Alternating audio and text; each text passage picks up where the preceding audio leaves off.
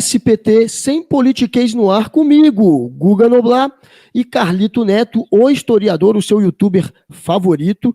E o convidado hoje é muito especial, é uma pessoa que todo mundo aqui, de qualquer corrente ou religiosa ou ideológica, todo mundo respeita, que é o pastor Caio Fábio. E se você não conhece o pastor Caio Fábio, mas conhece o Guga Noblar, tem alguma coisa errada com você.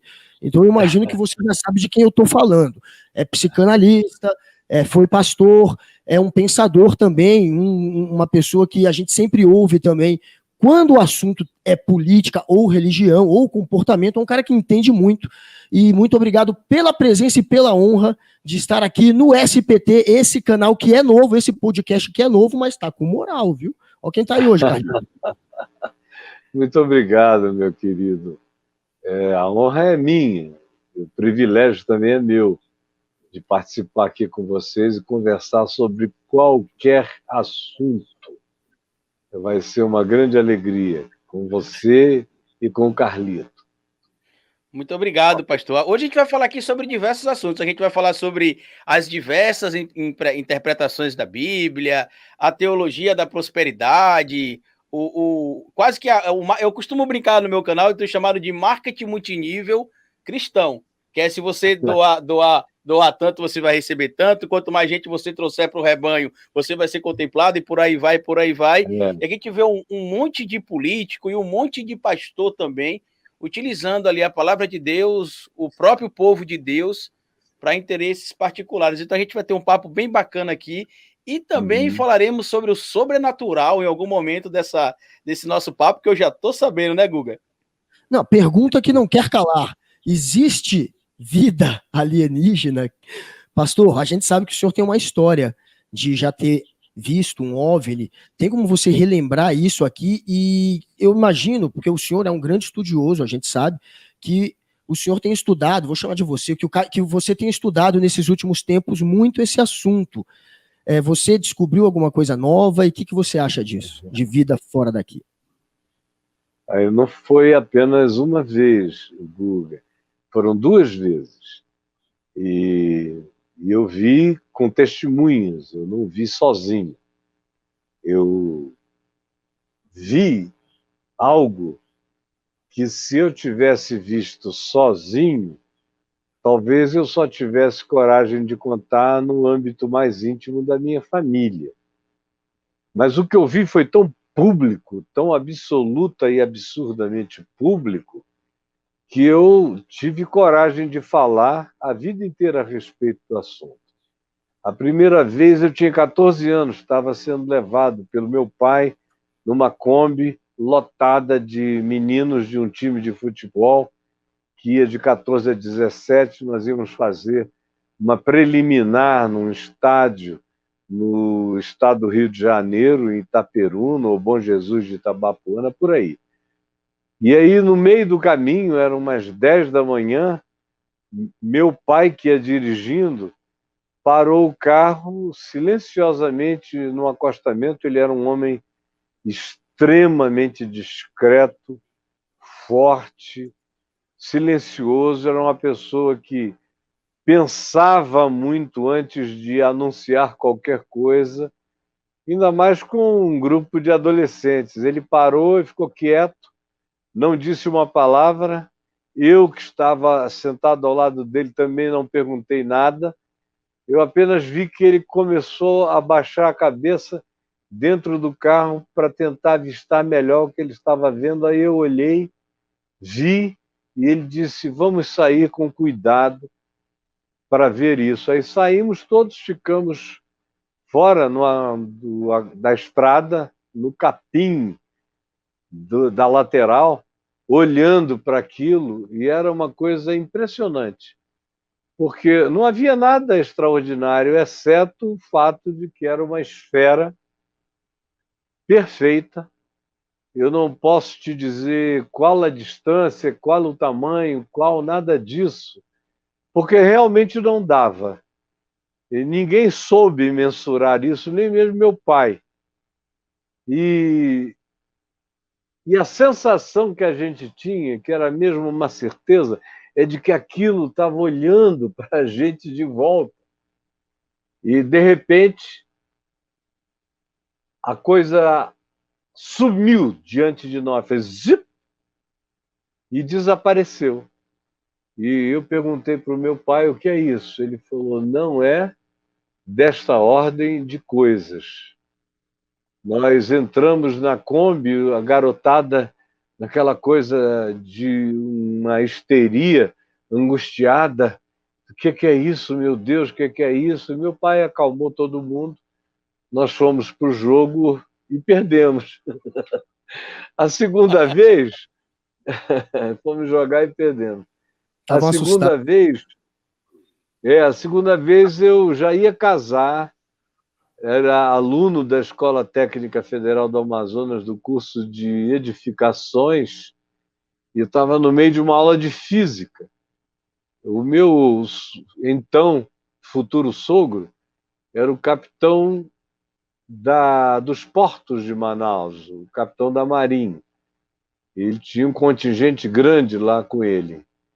E todo mundo vai entender por que eu estou mencionando ele daqui a pouco. O fato é que a gente estava na aula de física, quando nós ouvimos aquele alarido na escola técnica, aí percebemos que era uma coisa que vinha de todo lado, depois houve um silêncio, a gente correu para a janela, eu fiquei ao lado do professor de física, do professor Bessa, houve um silêncio total de perplexidade, aquela coisa parecia uma traça. De fato, parecia um pão de açúcar da cabeça da gente à noite, 8 da noite. Essa coisa era vazada de pequenas luzes, não era nada perfeito, era como se houvesse luz dentro de uma traça, imensa como uma montanha, como um pão de açúcar. Se você pusesse provavelmente aviões ali perto, eles iam se tornar coisa nenhuma perto da força daquela sombra. E ficou meia hora na nossa cabeça, em novembro de 1974, outubro ou novembro, em Manaus. E aí eu peguei minha moto, dirigi rápido para a Capitania dos Portos. Quando eu cheguei lá, estavam todos ainda perplexos. Meu sogro com toda a capitania, todo mundo observando, num lugar projetado no Rio Negro, aquela coisa imensa que, quando foi embora, foi zapt.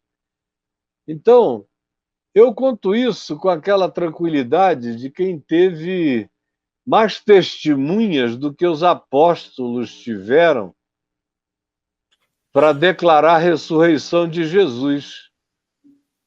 Mais testemunhas.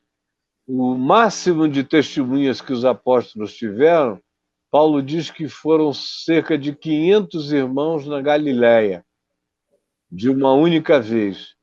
Eu estava ali com a cidade inteira. No dia seguinte, todos os jornais e rádios e televisões só falavam a respeito daquilo. É porque não era como hoje. Se fosse como hoje, 20, 30 minutos daquilo, ia ter gente que teria feito live para todo lado, milhares de documentações, cada mão era uma foto ou era um vídeo, enfim, foi uma coisa bizarra, como bizarro foi o que aconteceu em 77, no Pará, lá perto de Altamira. Uma coisa horrorosa, horrorosa. Mandaram um exército e essas coisas atacaram as pessoas por cerca de 4, 5 a 6 meses. Não dá para eu contar aqui porque eu não estava lá, mas eu conheço bem essa e centenas e milhares de outras histórias. Pastor? Oi? Essa seria a Operação Prato. Até um dos envolvidos lá, os militares, Prato.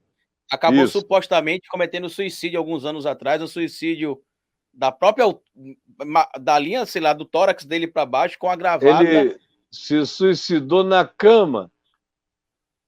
Na cama, assim, ele se jogou da cama, a cama baixa, para baixo, com uma gravata. E conseguiu se matar. É uma façanha antifísica.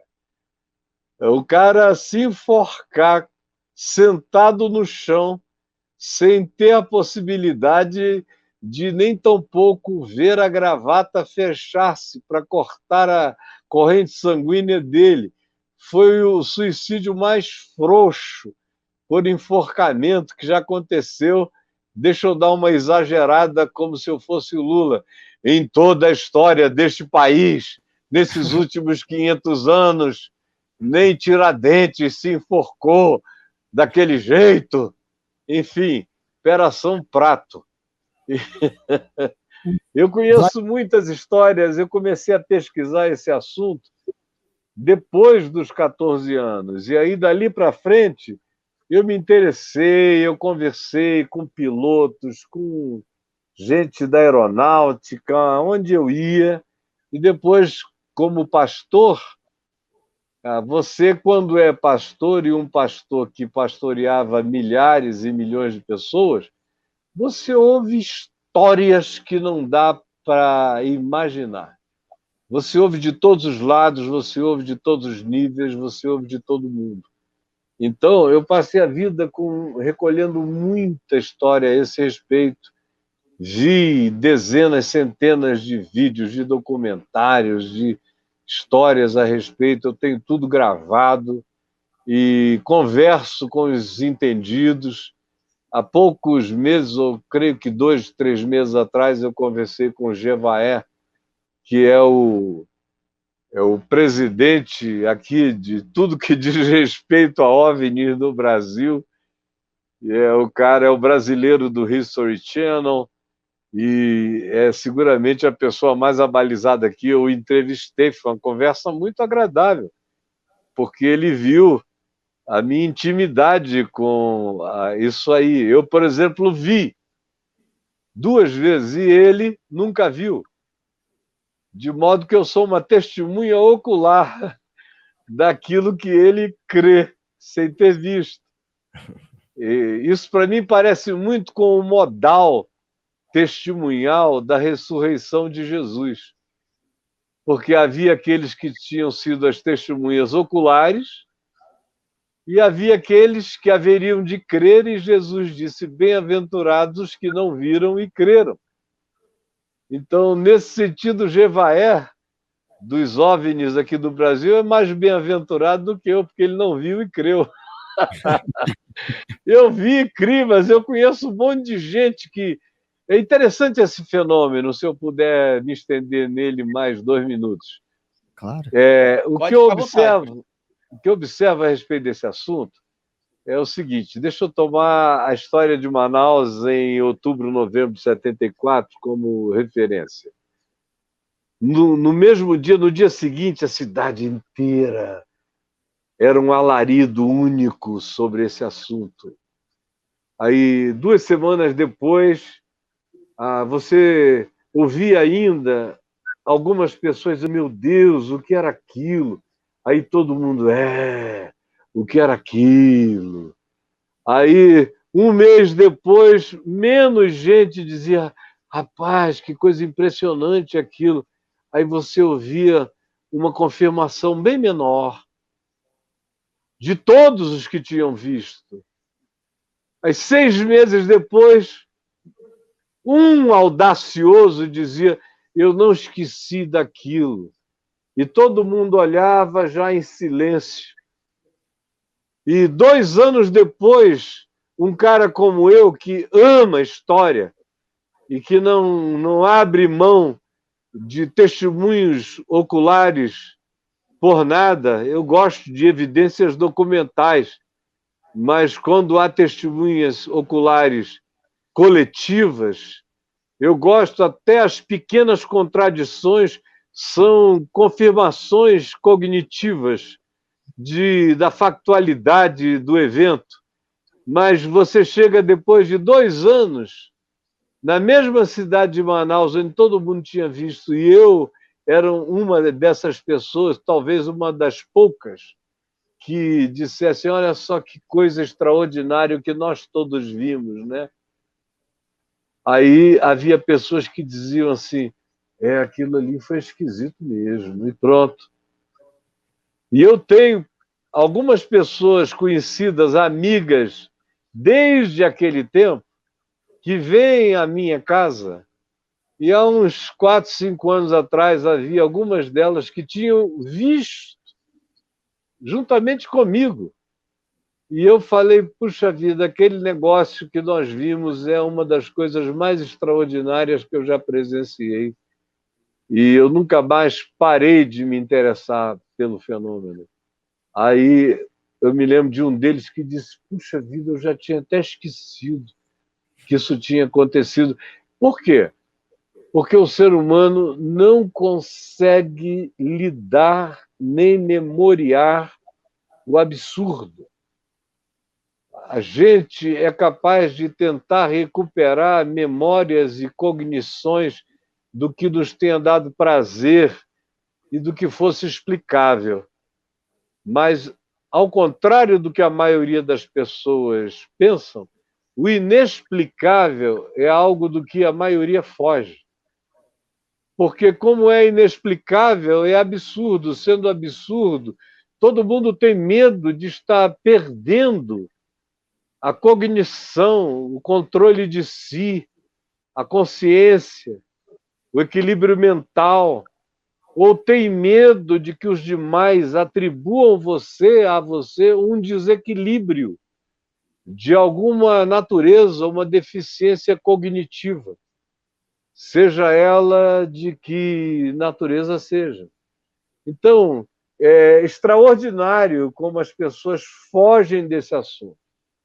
É um dos assuntos com maior documentação, hoje em dia, inclusive em vídeos, em fotos da história, mas coisas da história que o Carlito sabe, que foram praticamente construções cenográficas, profundas e extremamente posteriores, e que, para nós, como são uma projeção embelezada e heróica de uma circunstância histórica que está longe de ter sido aquilo ou daquele jeito, fica do jeito que a pintura apresenta, o que a descrição enseja.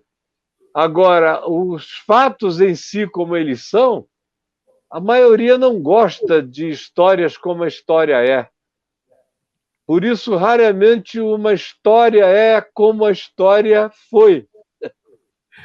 Porque pouca gente consegue gostar, de fato, da realidade quando ela não é explicada. E lidar com ela. Mesmo quando você não goste, mas lidar, não fugir da realidade, por mais absurda que ela seja. Então, eu respeito imensamente todo indivíduo que tem que dizer ou que tem a ousadia, a coragem de dizer algo que a maioria das pessoas não vão crer, mas ele creu de tal modo que teve coragem de testemunhar, de imediato, independente de qualquer coisa, ele tem minha solidariedade. Eu tenho Porque, uma história... afinal de contas, eu sou filho disso, eu sou filho de um testemunho que pouca gente viu, e eu criei 2000 anos depois, na cidade de Manaus, no Amazonas, e porque eu criei, eu falei, eu preguei, eu me manifestei e fiz isso a vida toda, e está fazendo 50 anos que eu venho fazendo. Milhões também creram, juntamente comigo, sem terem visto. Então, quando alguém diz que viu, que ele é testemunha da primeira geração, ele já conta com uma amizade solidária da minha parte, porque eu já começo respeitando a coragem de testemunhar e a bravura de não esquecer a realidade, mesmo que ela tenha sido absurda. Algo similar acontece também algumas questões dentro da religião, pastor. Não vou entrar em detalhes, evidentemente, aqui. A gente sabe que existem muitos charlatões dentro do cristianismo que se promovem como curandeiros e tudo mais, mas algumas coisas sobrenaturais acontecem dentro das igrejas e só acredita e entende realmente quem entende verdadeiramente das escrituras e quem realmente enxerga as coisas com o olhar que precisa ser enxergado.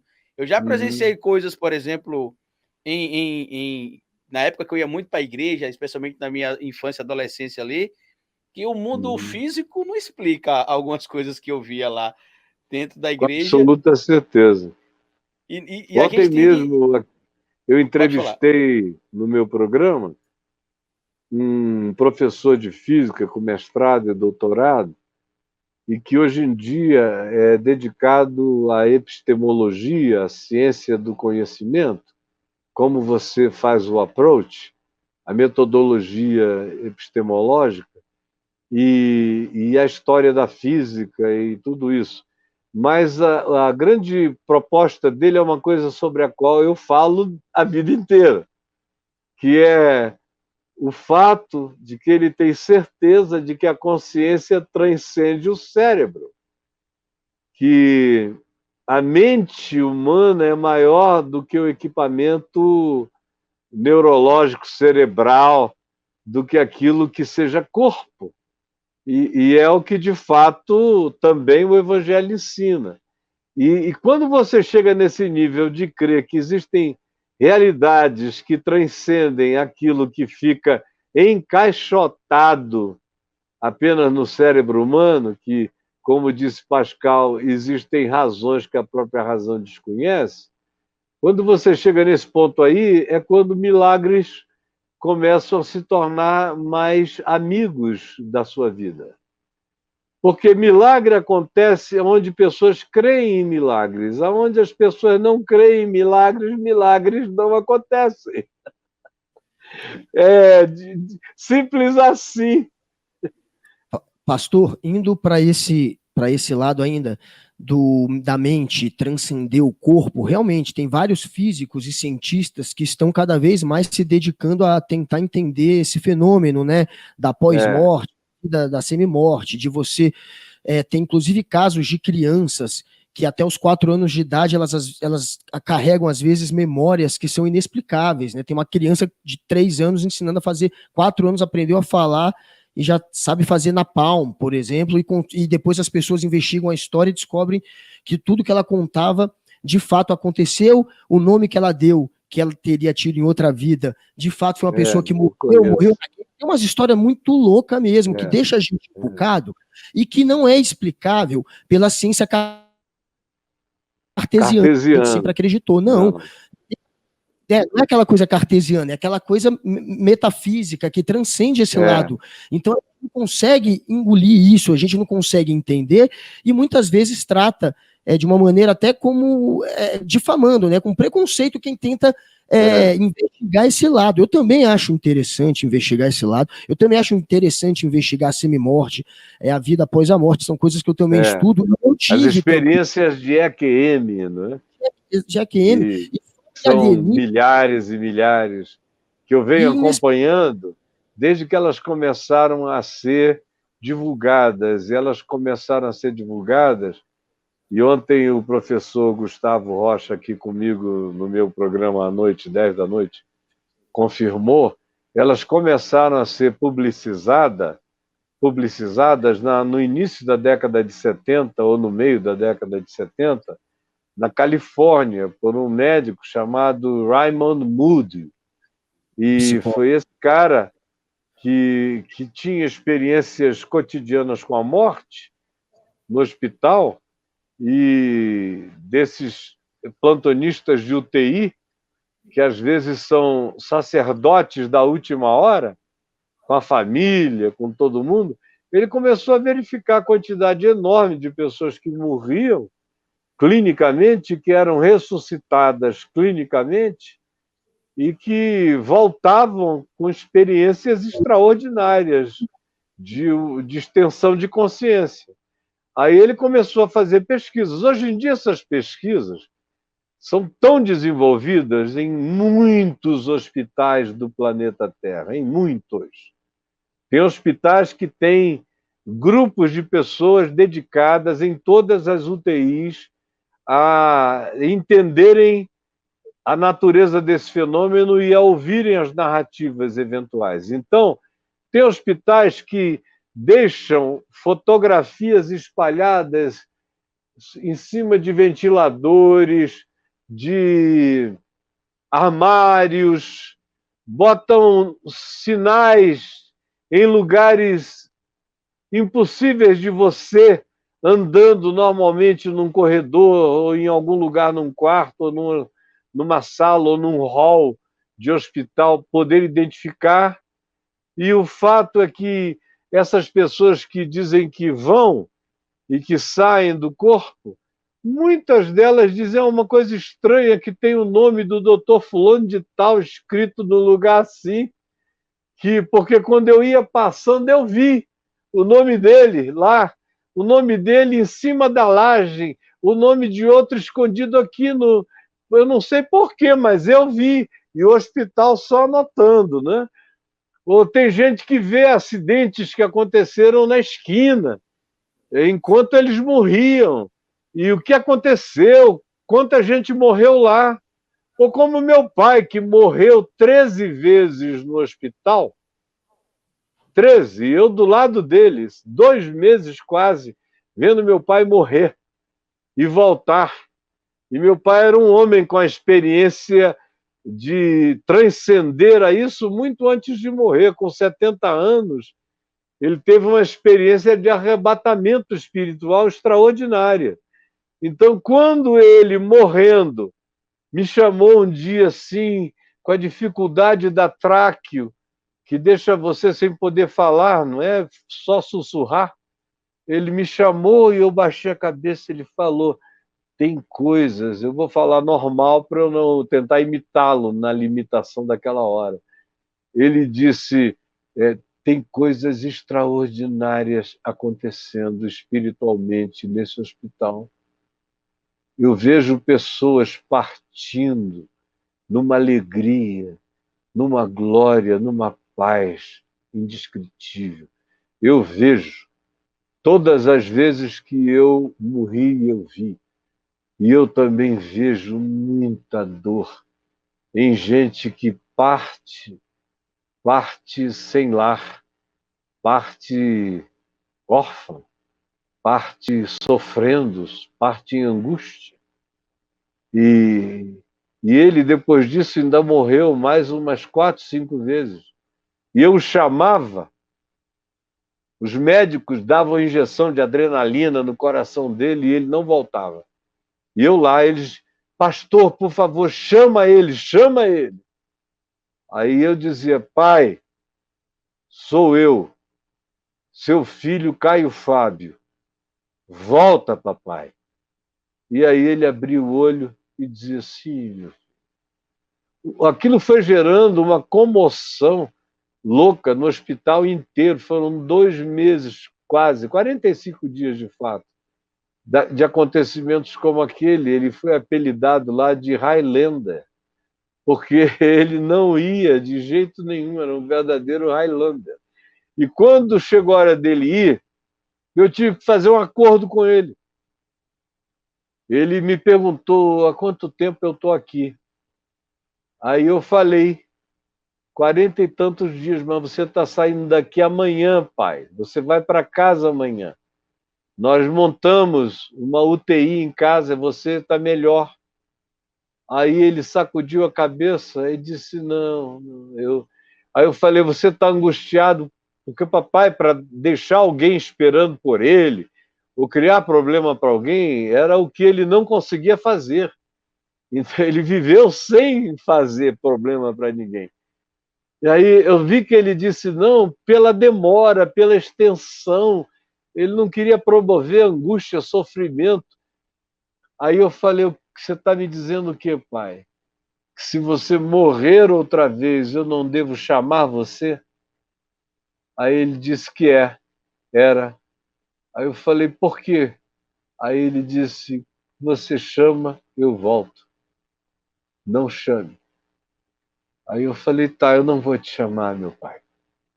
Aí no dia seguinte, ele foi acometido de uma situação cardíaca violenta. Os médicos todos, era aquele contingente em cima dele, dando injeções de adrenalina. O coração dele não voltava. Aí eu cheguei lá, eu tinha ido em casa tomar um banho, eu saí de lá às 6 da manhã, voltei 9 porque me chamaram, eu iria para lá umas 11.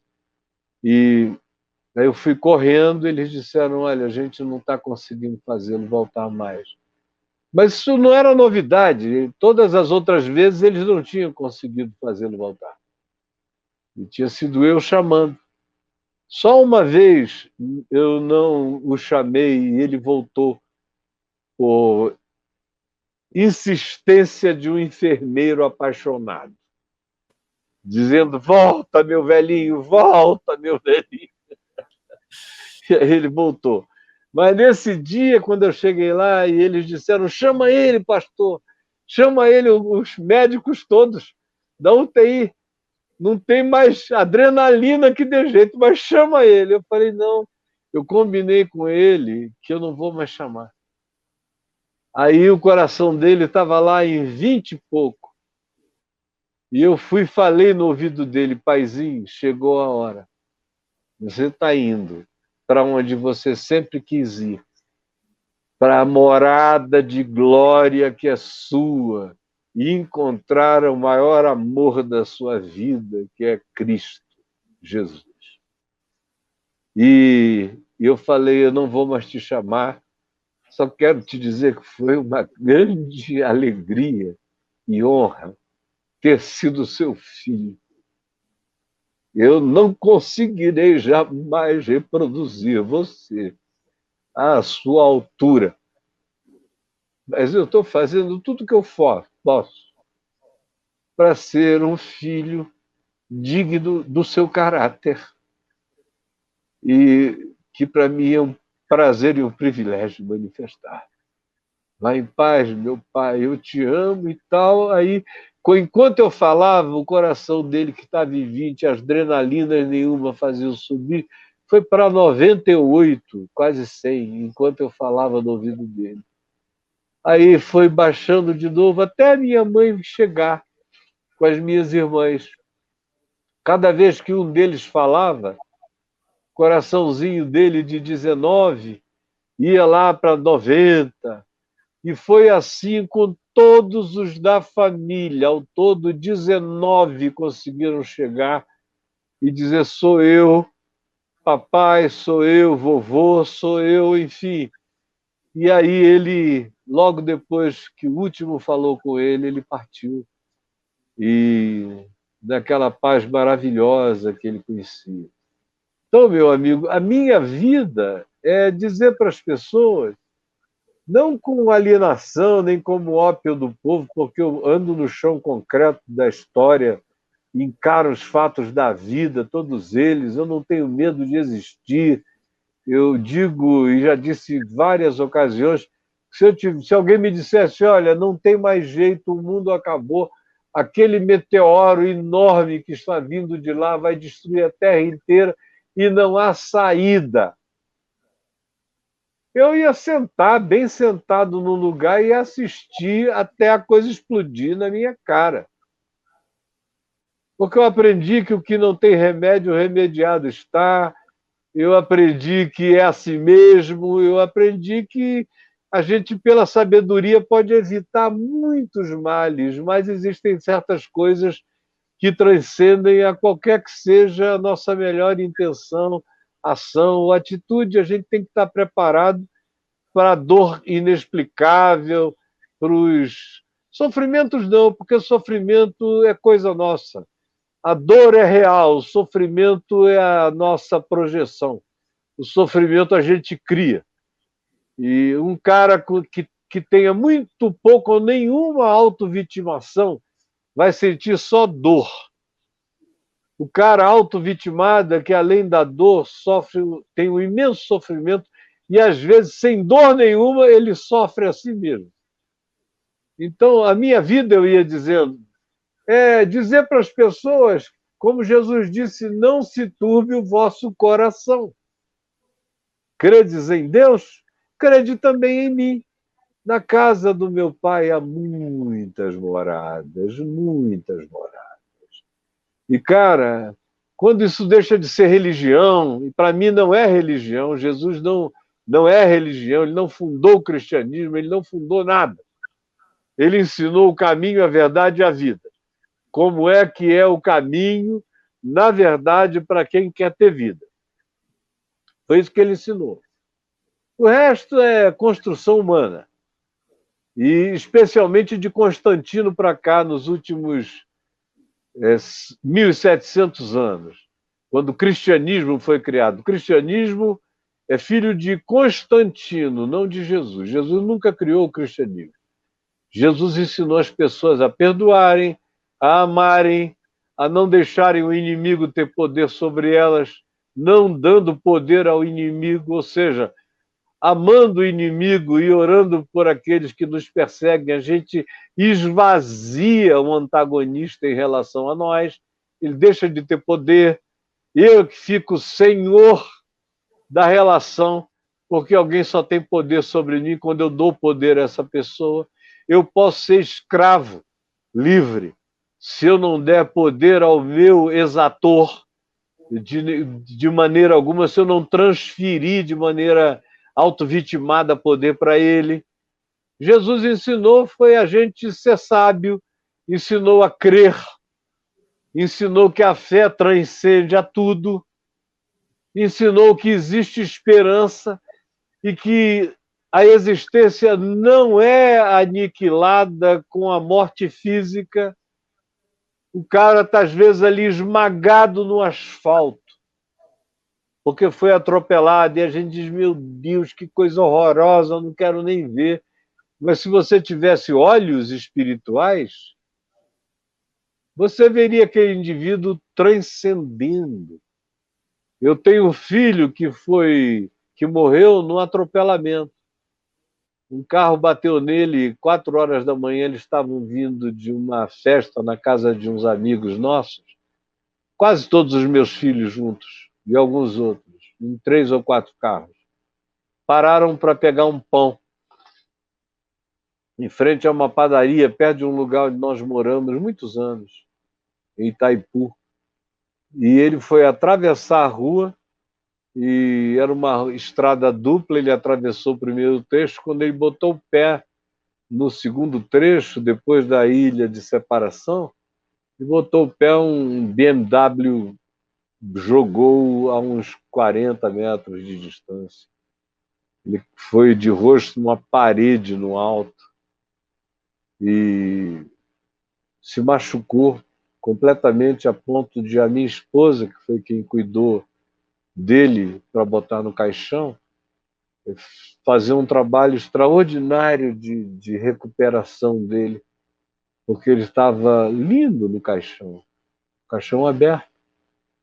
E para mim, foi a dor de uma saudade que não tem cura.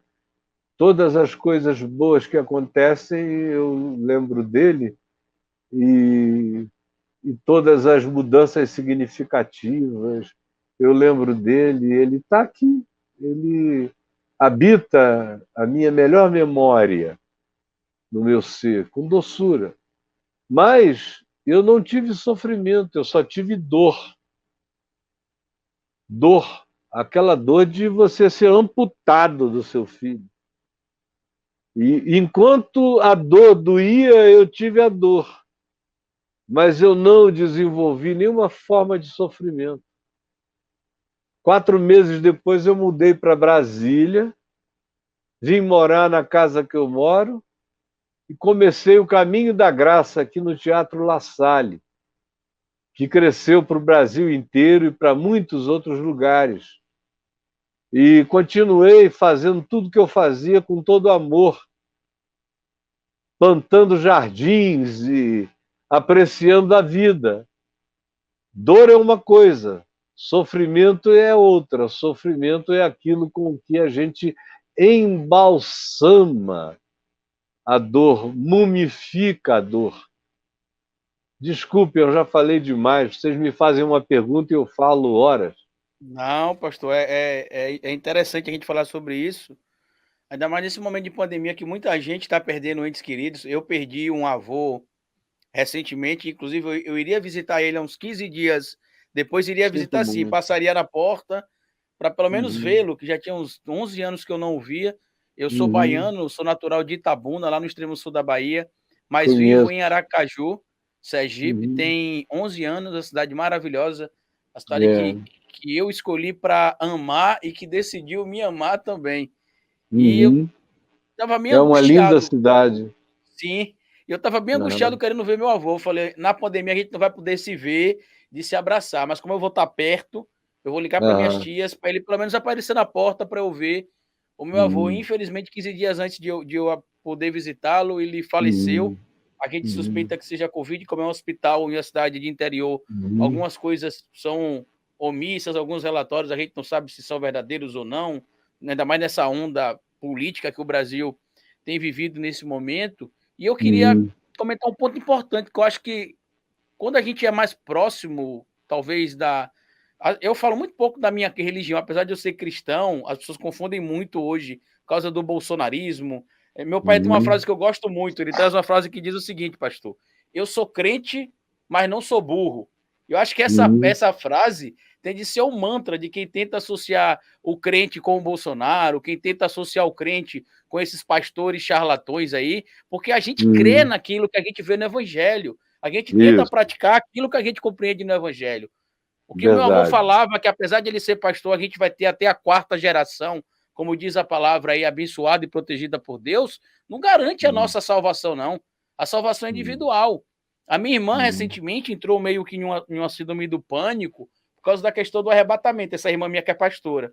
Ela assistiu um filme, alguns filmes, inclusive, falando sobre o arrebatamento, e aí sempre ligava para mim chorando, que estava com medo sei lá, eu não ser salvo, ou minha mãe não Uhum. ser salva, ou aí eu lembro que eu falei com ela, eu É. falei: "Minha irmã, era para você estar falando isso para mim, que você que é pastora aqui. Mas vamos lá, você acredita que Deus é um amor sublime, né? A maior representatividade da relação que pode existir do amor é. Então pronto, se você ama a Deus, se você me ama, se você ama o próximo, por que você vai duvidar que o Deus É. que você acredita não vai arrebatar você, arrebatar sua família? Então, tem coisas, acredito, pastor, que somente quem é próximo a algo que crê, eu não vou dizer nem em relação à religião, tem coisa que só quem é próximo a algo que crê entende. Você pode ter uma É. superstição em uma caixinha de pedra ali, preta, que você acha que se aquela caixinha de pedra hoje tiver virada de lado assim, vai dar tudo errado, você Aham. não vai conseguir seguir a vida e as coisas seguem. Eu acho que quando a gente se apega a algo que a gente acredita, por isso que é importante a fé, porque é o que você falou com relação ao caso que aconteceu com o senhor lá em Manaus. Tem gente que não vê o que aconteceu em relação aos OVNIs e acredita. A mesma coisa acontece com Cristo, com outras É. crenças religiosas, por exemplo. A fé não é algo que se explica pelo físico, que não se explica pela ciência. A minha mãe tem um laudo Uhum. médico, pastor, que ela, hoje, se ela for no oftalmologista, ela é oficialmente cega.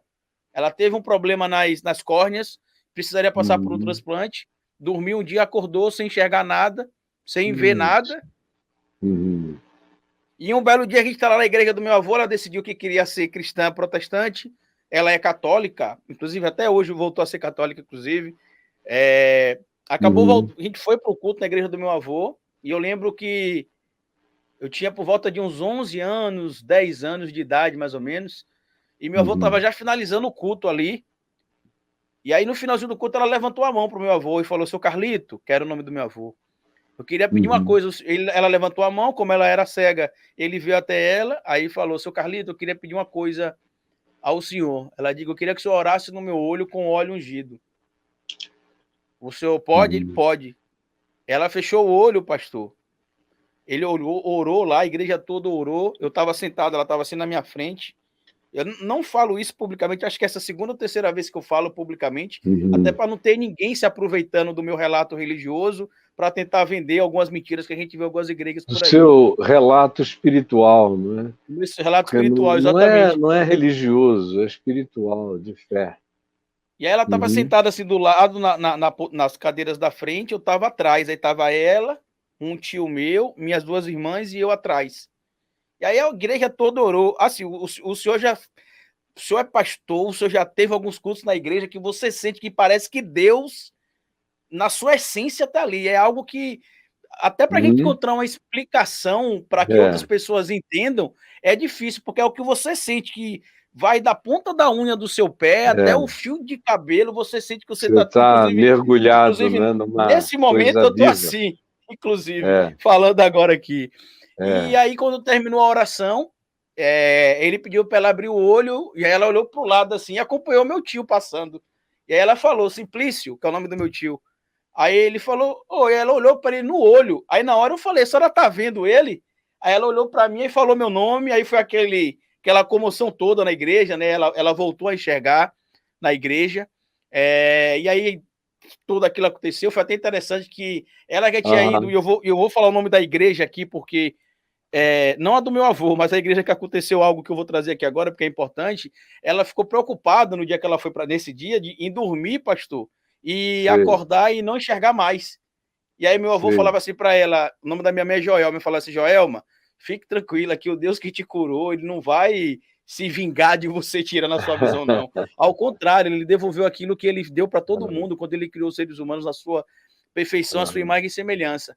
E por que ela ficou com medo de dormir, pastor? Eu vou contar outra história aqui, Guga, que eu nunca contei também. A minha mãe teve um derrame, um AVC, por volta dos 37 anos, nos volta dos 29 anos, 30 anos mais ou menos, e a gente visitando algumas igrejas, que é quando a gente está muito fragilizado, a gente quer se apegar a algo espiritual para nos confortar, e a gente foi parar na igreja do bispo Edir Macedo, em uma das igrejas dele em torno do Brasil. E aí eu lembro que ela foi lá para frente da igreja, acabou o culto, foi lá para frente, orou, queima, bota fogo, expulsa, sai, aqui não é sua casa. Minha mãe saiu da igreja andando, pastor. Andando, como se não tivesse problema de saúde algum. Quando chegou na minha casa, que ela sentou no sofá, com 10 minutos ela começou de novo a puxar o braço, puxar a perna, e não voltou mais a andar, passou 2 anos quase fazendo fisioterapia até recuperar. Hoje ela anda e tudo mais, mas por isso que ela ficou com medo. Porque ela falou, já fui na igreja uma vez, já fui curado. Eu estava aleijada, como ela falava, e voltei a andar. E agora eu tô cega. Quem me garante que se eu dormir amanhã eu não vou voltar a ficar cega? Tanto que, graças a Deus, hoje ela está muito bem, assim, na medida do possível. Quando ela faz exame oftalmológico, se ela fosse católica, praticante na época, o que aconteceu com ela foi igual ao milagre que aconteceu com um rapaz aqui de Sergipe, que foi determinante para a irmã Dulce acabar sendo canonizada lá, porque foi a mesma coisa. Ela nos relatórios oftalmológicos, cega. Ela não tem, cientificamente falando, explicação para estar enxergando. Ela não consegue enxergar, não teria como enxergar. Então, assim, é muito importante a gente trazer esses relatos, porque muita gente hoje, por causa dessa questão, tem misturado muito o joio e o trigo. Acha que todo crente é igual. Qual a diferença que você acha que houve entre a primeira narrativa e a segunda narrativa? Eu não sei qual é a ordem cronológica. Talvez a segunda narrativa tenha sido o primeiro fato, e a primeira narrativa tenha sido, de fato, cronologicamente, a segunda coisa. Mas a diferença entre ambos é bem nítida. No caso do seu avô, ela recebeu a oração, começou a ver, não deixou mais de ver. No caso da Universal do Reino de Deus, onde vocês foram, ela chegou paralítica ou com dificuldades motoras, e aí fizeram todas as orações com todas as gritarias, sai demônio, sai Satanás. Na verdade, lá tem uma coisa interessante lá, pastor. Lá ela chegou sem andar, mas enxergava. E a oração foi assim, o pastor separou ela da gente, ela não pôde ficar perto da gente. Ele falava no ouvido dela, como eles fazem normalmente, né? Falando no ouvido dela, e depois disso, que ela voltou para casa e ficou sem andar, semanas depois ela ficou cega. Né? Aí eu já acho que no primeiro caso, no caso do seu avô orar por ela, a menos que ela não tivesse sido identificada num exame oftalmológico minucioso e também com outros exames de ressonância, de verificação do estado nervo óptico dela e de como estava o processamento cerebral e neurológico em relação ao potencial de ver, se ela estivesse toda perfeita e não estivesse vendo, então o que aconteceu na igreja do seu avô, orando por ela, foi um milagre, bem, com nenhuma intenção de fajutice, um milagre de um coração puro, mas que o que realizou-se nela como visão foi o desbloqueamento psíquico, psicológico, mental, o desbloqueamento cognitivo, porque ela eventualmente não teria nenhum problema, mas eu não creio que ela não tivesse nenhum. Eu acho que ela não tinha todo o problema para ficar cega. Aí ela voltou a ver, não é? Aí vocês tiveram a experiência de ir para ela começar a andar. E nessa que foi na Universal, ela saiu andando. E é assim que o dinheiro entra. Porque eu creio em milagres. Creio em milagres. E creio que aonde pessoas creem com sinceridade, milagres acontecem. E não precisa ser numa igreja. Milagres acontecem no Tibete, milagres acontecem entre índios, milagres acontecem aonde a pessoa crê. Quando eu digo crer, é ter fé que o invisível, o imponderável, pode intervir na vida humana.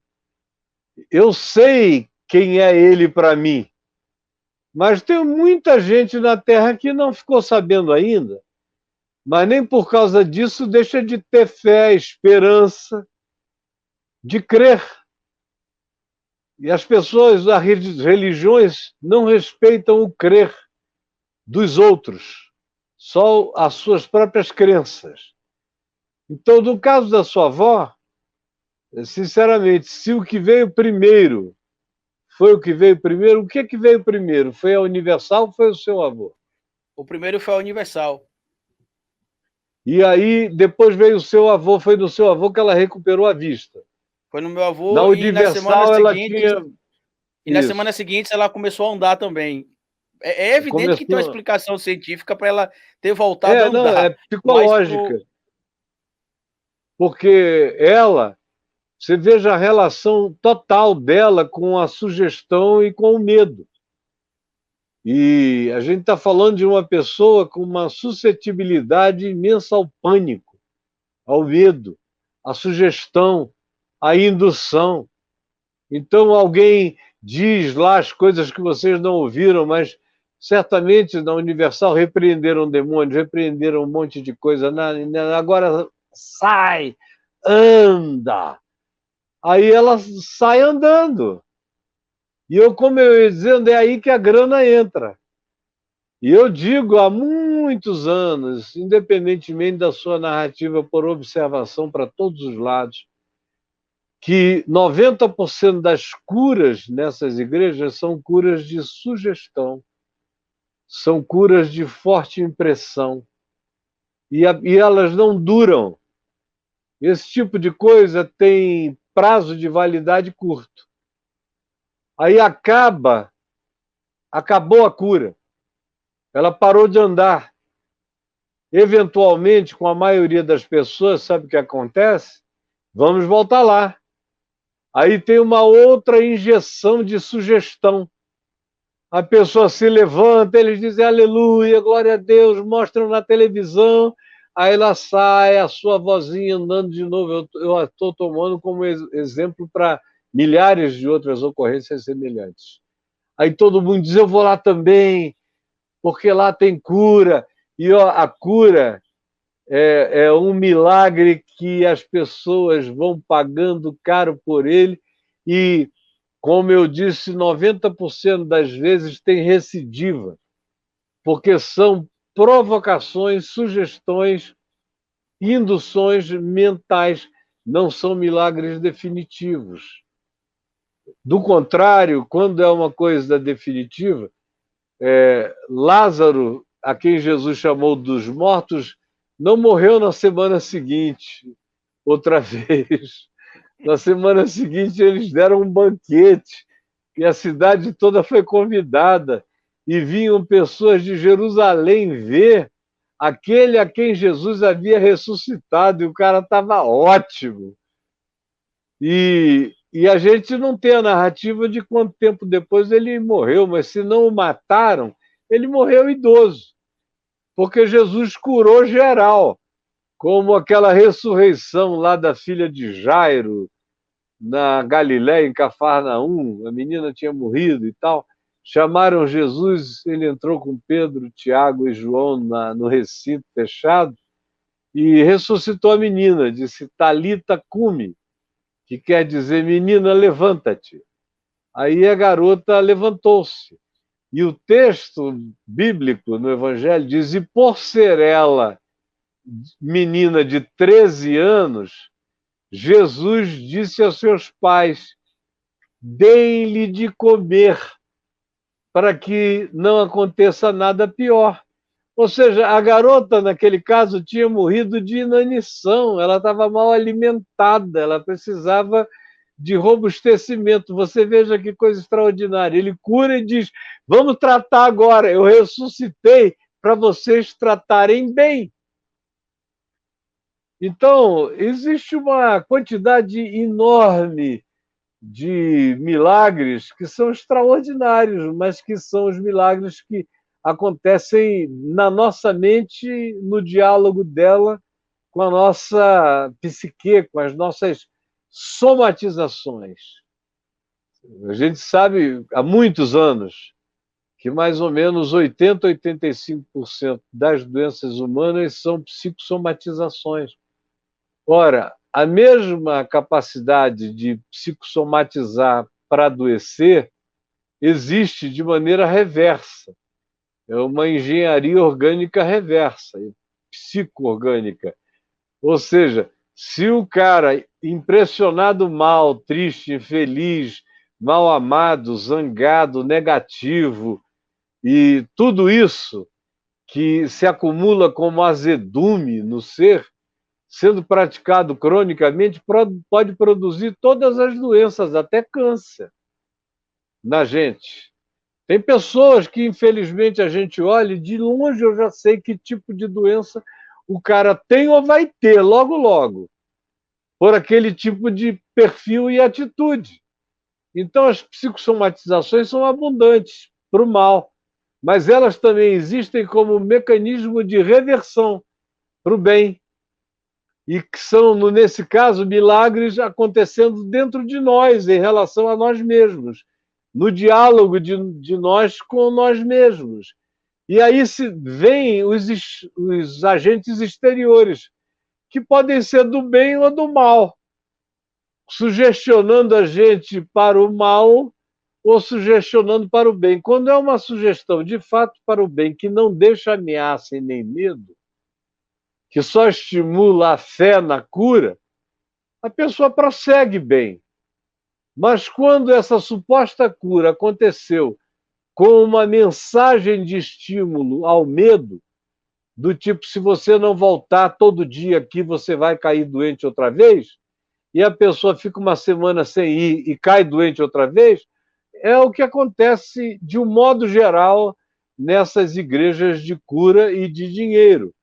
Aí alguém me pergunta, mas escuta, você não quer no milagre que não seja uma relação psicossomática para o bem ou para o mal? Claro que eu creio. Não tinha como um morto de 4 dias sofrer nenhuma forma de impressão psicossomática reversível. O cara já cheirava mal, era Lázaro, lá em João capítulo 11. Cheirava mal, já era de 4 dias, estava podre. A porta da tumba tinha sido fechada para não exalar o mau odor. Você vai falar de sugestão de quê aí? Um cara podre, mortos, ou outros, instantaneamente, a lepra do cara sarar instantaneamente, ou tantos outros milagres como um sujeito cego de nascença, onde aparecem olhos em quem não tinha olhos. Os olhos eram secos há 40 anos. De repente o homem está vendo. E isso é em Jesus. Agora eu vejo e vi na minha vida, a vida inteira. Até o dia de hoje, eu recebo testemunho de gente que ouve uma palavra, eu ouço isso, queridos, para todo lado.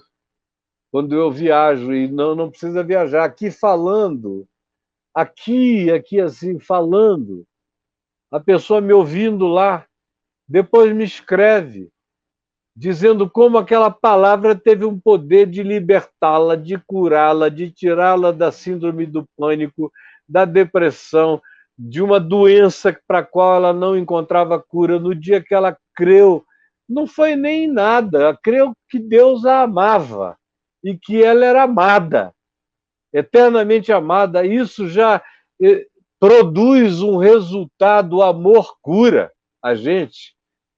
E cura muita coisa. Eu não estou querendo ser um simplista aqui. E quando eu viajo, e estava viajando em 2019 todo, esse ano eu estaria viajando, estou viajando desde 1974, e ouvindo os testemunhos, eu ouço as pessoas dizerem tantas vezes, eu ouvi uma fita tua, li um livro teu, ou te ouvi na televisão, e enquanto eu ouvia, eu criei, e algo extraordinário aconteceu comigo. Meu Deus, eu tenho ouvido isso a minha existência inteira. Agora, isso acontece para o bem, definitivamente. Isso acontece também como sugestão, impressão, provocação, de maneira histérica, às vezes, na pessoa. É um histerismo que faz andar, é o mesmo que, sossegando, faz parar de andar, ou que, pela indução do medo plantado, seja qual seja o prazo para a bomba se deflagrar, olha, se você não vier toda semana, algo pior vai te acontecer. Aí a pessoa atrasa um dia e pô! São aqueles que não foram curados, foram psicossomatizados para um lado e para o outro, e nada além disso. E agora, isso deve ser ouvido sem que ninguém perca fé em nenhum milagre. Como eu disse no início, milagres costumam acontecer aonde tem gente que crê que milagres são impossibilidades possíveis. Como disse Jesus, os impossíveis dos homens são possíveis para Deus.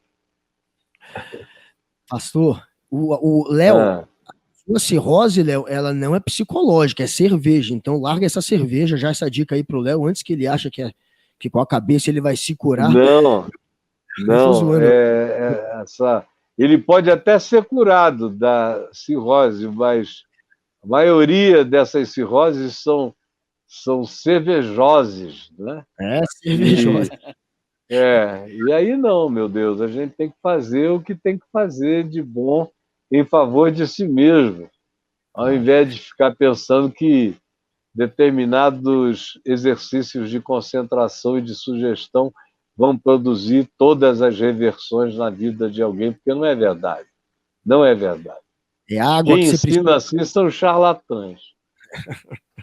Pastor, a gente está entrando na reta final e tem um assunto que a gente não tocou, então vamos terminar com esse assunto, que é a política atual. Mas só uma coisa que eu lembrei, já que vocês estavam citando milagres, que tem a ver com recuperar a vista, né? Tem uma história de uma mulher que passou pela semi-morte, que passou pela experiência de sair do corpo e ressuscitar depois, que ela era cega, ela nasceu cega, ela nunca enxergou, portanto, e ela teve essa experiência já aos 20 e poucos anos, e quando ela foi para o corpo, ela relatou um monte de coisa que ela enxergou pela primeira vez. Pela primeira vez ela viu cor, ela enxergou. Então, assim, é um dos casos científicos mais enigmáticos dessa moça.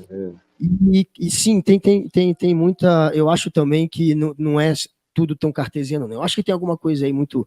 que a gente não consegue entender, sim. Quem sabe até existe mesmo como o pastor crê em milagre, nada disso é impossível. Agora, pastor, na política, a gente precisa de um milagre agora para sair dessa situação. O que você está achando do Brasil agora e essa projeção do ano que vem de estar polarizado entre Bolsonaro e Lula?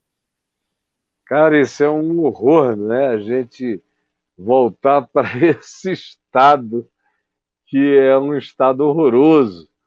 E todos dois não são minhas opções. Hoje um amigo meu fez um cartoon entre assim uma figura do Bolsonaro e a outra do Lula. E ele botou lá no título do cartoon dele, o sujo e o mal lavado. Aí houve um monte de comentários, e um dos comentários foi de uma mulher que disse: não dá para você comparar o Lula com o Bolsonaro. Você pode não gostar do Lula, pode achar que ele errou, pode achar que ele roubou, pode achar o que você quiser, que ele é insuportável no narcisismo dele.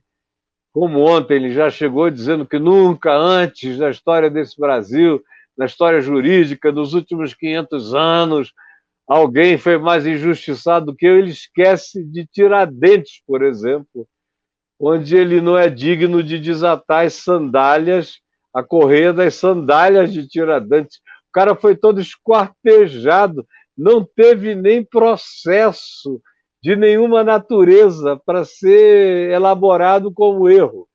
Então, é um exagero danado. E a mulher disse: você pode dizer tudo isso, agora não dá para comparar com o Bolsonaro, porque o Bolsonaro é um genocida, é um cara sem empatia humana nenhuma, é um sujeito tosco, duro, perverso, mau.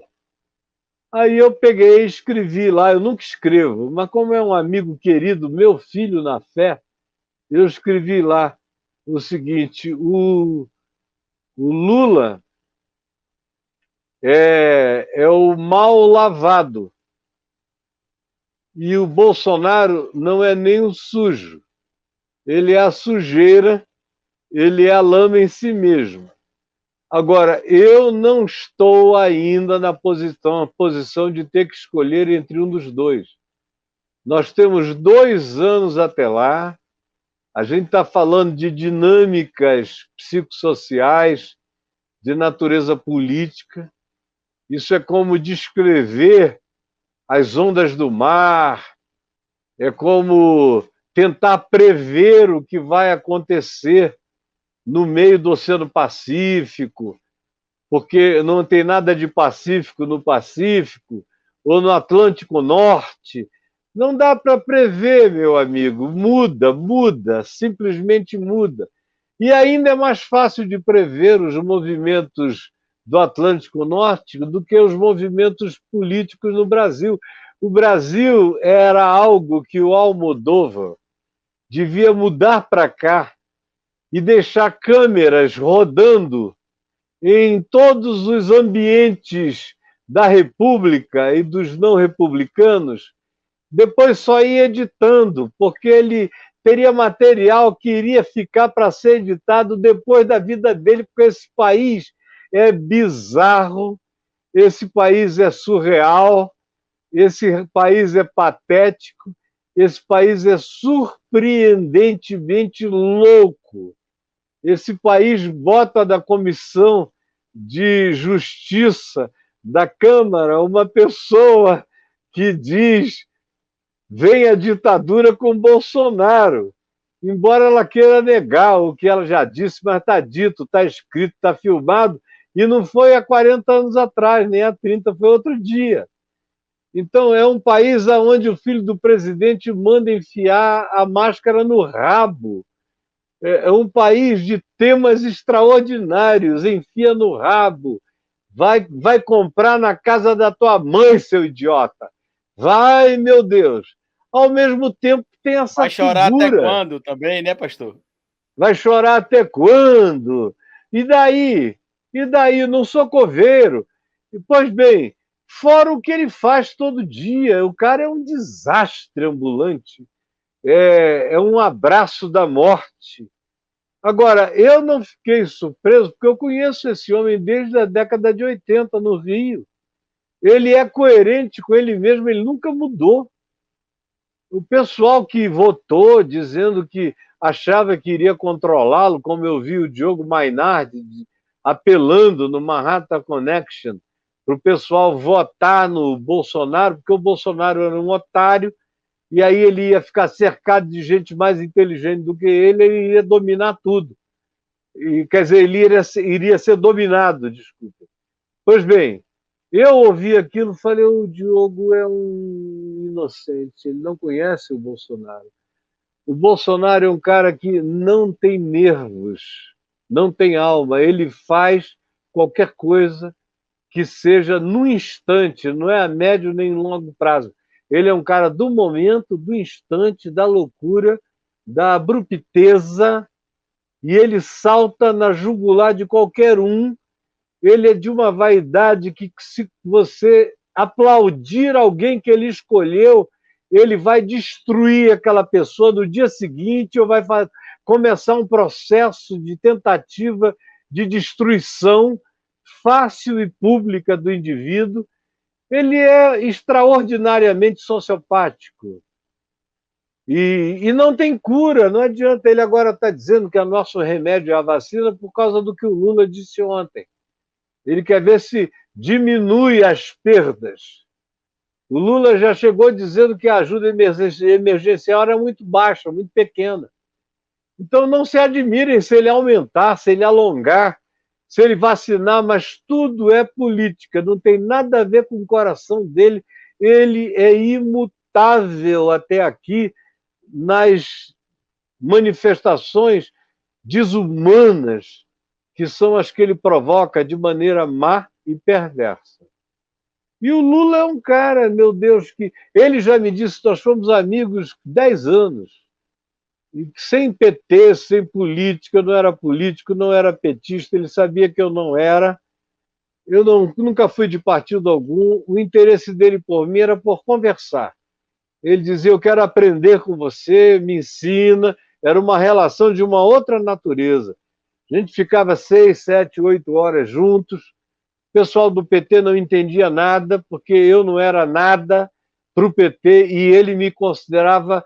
Os outros tinham 5, 10 minutos em pé com ele e eu chegava, parava tudo. Ele dizia, agora é só amanhã, eu vou ficar aqui com o reverendo.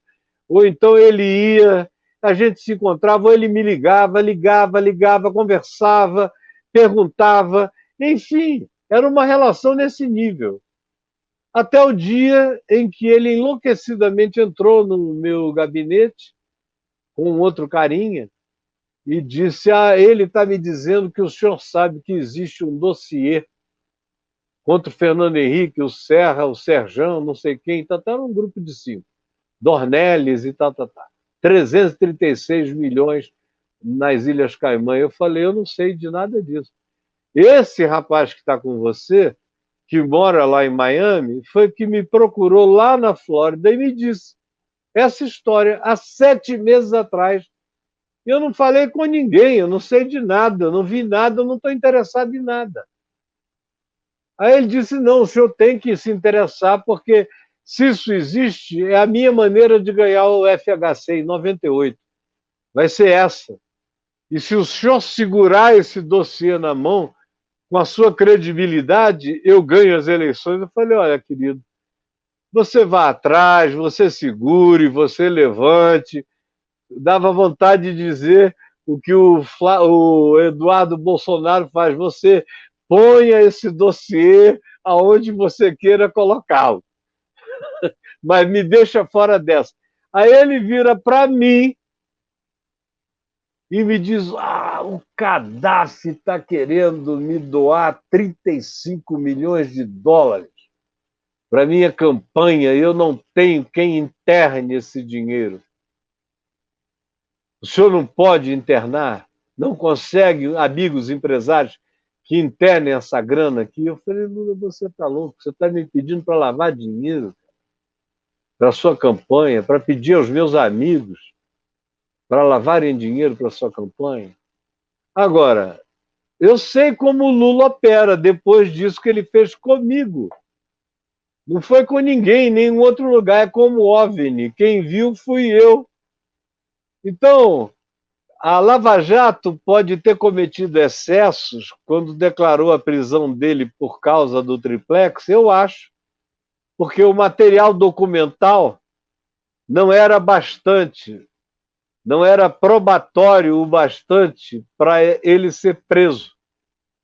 Dava apenas indícios de que aquela era uma história que tinha começado, de fato, e que tinha sido concluída à medida em que perceberam que era um tiro no pé, eles pararam. Essa foi a história do triplex. E foi isso que o Deltan Delagnol conversou comigo. Eu perguntei a ele no dia que ele me convidou para ir conhecer a Operação Lava Jato, uns 3 anos atrás, ou 4 anos, talvez, 3 anos e meio. E aí eu fui até Curitiba, conversei o dia inteiro. Quando eu estava para ir embora, eu perguntei, eu tinha dado um conselho, antes de eu sair, ele falou, o que o senhor nos aconselha? Aí eu aconselhei várias coisas. Falei, cara, vocês parem de ficar falando tanto de vocês mesmos, parem de ficar tentando ser um partido político, a partir da Procuradoria do Paraná, que parece é isso. Parem de ficar querendo reunir milhões e milhões de assinaturas para mudar isso ou aquilo, porque tanto mais quanto vocês façam isso, mais República de Curitiba vocês se tornam. Parem também com esses PowerPoints. Se vocês têm evidência, apresentem as evidências, mas não tornem a acusação um elemento que precisa que alguém tenha os dados de natureza pessoal que eu tenha em relação à acusação que você fez para crer que é o mesmo modus operandi, mas não é o bastante para acusar. Eu mesmo, se fosse um acusador, o que eu não sou, com base nisso aí, eu não teria elementos probatórios, era só o outro cara ficar calado. E mesmo que o outro cara dissesse, foi isso mesmo, hoje em dia o testemunho humano vale muito pouco. E para ser relativizado, ou você chega com elementos muito mais concretos, ou não é o bastante. E o Delagnol me falou isso. Eu perguntei, escuta, diante de tudo que vocês têm, você acha que o Lula será preso? Ele falou, não, não mesmo, só se ele fizer uma grande cagada, foi a palavra que ele usou. E ele não fará, porque normalmente ele está atento e agora ele está de olho aberto para tudo. E eu falei, é claro que não fará, porque mesmo quando ele não está sendo observado, ele não faz nenhuma cagada. Os outros fazem por ele. Ele é aquele tipo do cara que dá uma piscadinha aqui e já sai alguém para fazer alguma coisa. Alguém levanta o assunto, conversa daqui a pouco, não é mesmo, meu querido, meu presidente, meu qualquer coisa. Ele dá um sorrisinho com aquelas covinhas, aí o cara já sai dali sabendo que ele está dando aprovação para ir atrás daquilo, mas ele nunca vai ser gravado, nunca se poderá dizer que ele disse alguma coisa. Ele vai dizer, quando foi que eu te mandei, fulano? Mas o Léo Pinheiro pode ter dito, ó, meu presidente, se você quiser, gosta do Guarujá, a gente tem um apartamento lá, ou a Marisa. Não, não, minha primeira dama. Qualquer coisa assim, e iam arranjar mesmo, se não tivesse sido visto antes e parado antes, por causa de suspeições. Mas o modus operandi é aquele, nunca haverá digital dele. Só de amigos do segundo escalão para baixo, de Dirceu para baixo. Agora, ele está sabendo de tudo. Ali nada do que se faz acontece sem a permissão dele. É um chefão extremamente hábil e profundamente carismático. Então imagina só nossa situação, a gente ficar aí entre um molusco invertebrado e uma topeira doida. Deus me livre de ter que ficar nesse meio. Eu estou pedindo a Deus que se levante uma alternativa milagrosa, só um milagre para quebrar essa polarização. Não fala assim não, espécie... pastor, porque o último milagre, segundo o Malafaia, foi o Bolsonaro. Foi o Bolsonaro, né? Eu estou pedindo um milagre assim, mandetiano. É o que eu gostaria? Não, mas eu acho que tem que ter um cara que chegue com algum carisma, com algum conhecimento político e com alguma história.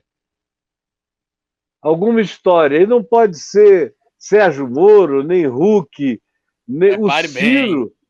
O Ciro está profundamente desgastado. Nem a minha amiga amada, querida Marina, que já foi 3 vezes. Se ela me perguntar, ela é minha amiga querida, a gente conversa, o meu conselho será: não entre nessa. E se alguém a vir dentro do pleito, pode saber que eu não estarei junto, não por causa dela, eu a amo. E em qualquer primeiro turno eu votarei nela, porque eu sei quem ela é, embora eu acho que ela não deveria entrar mais em pleito nenhum, porque esgotou-se esse tempo, esse capital. A minha opinião está absolutamente relativa. Então, eu gostaria que aparecesse uma figura que não precisa ser nada de lindo, maravilhoso, extraordinário, muito menos perfeito. Não existe essa pessoa. Não existe esse cara. Não existe.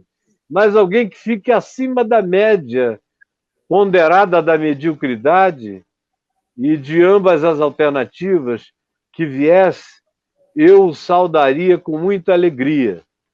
E eu sei que o que eu estou dizendo aqui não agrada a maioria das pessoas, porque as pessoas gostariam que eu estivesse num dos polos, e eu não estou com nenhum dos polos. Nunca estive. E uma coisa, gente, eu nunca estarei em nenhum polo.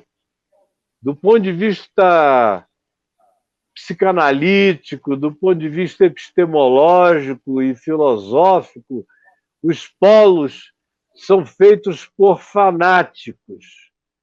Os polos agregam pessoas altamente conduzíveis.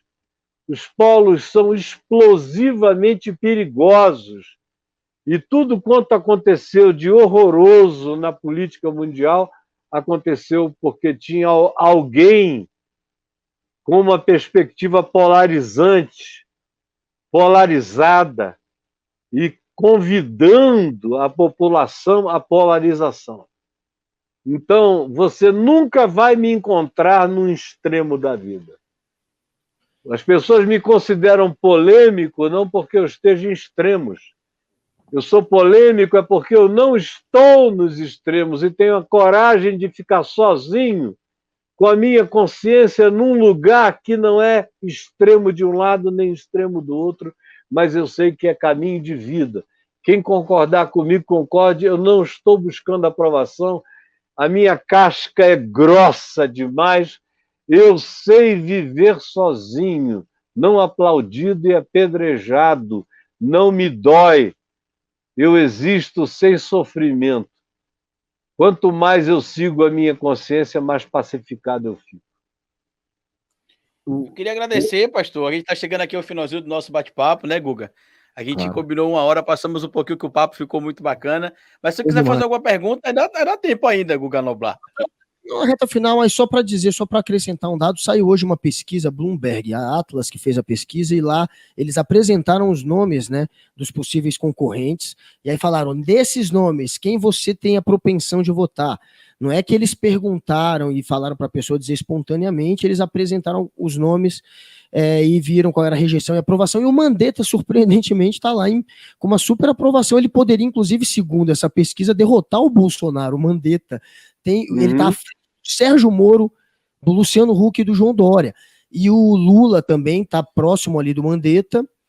E nessa pesquisa, na verdade, o Bolsonaro ele é derrotado em vários cenários. Ele perde no segundo turno para Mandetta, para Lula, eu acho que até para o Ciro, e, bom, o Sérgio Moro, com certeza.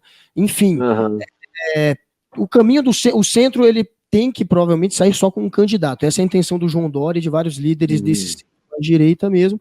Mas quem sabe esse é o nome aí, né? O Mandetta, que todo mundo tirava de tempo, tá começando a surgir, né, pastor? Mas obrigado. E considerações finais aí, por favor, sobre o Brasil, sobre a eleição. Não, as minhas considerações são agradecimentos.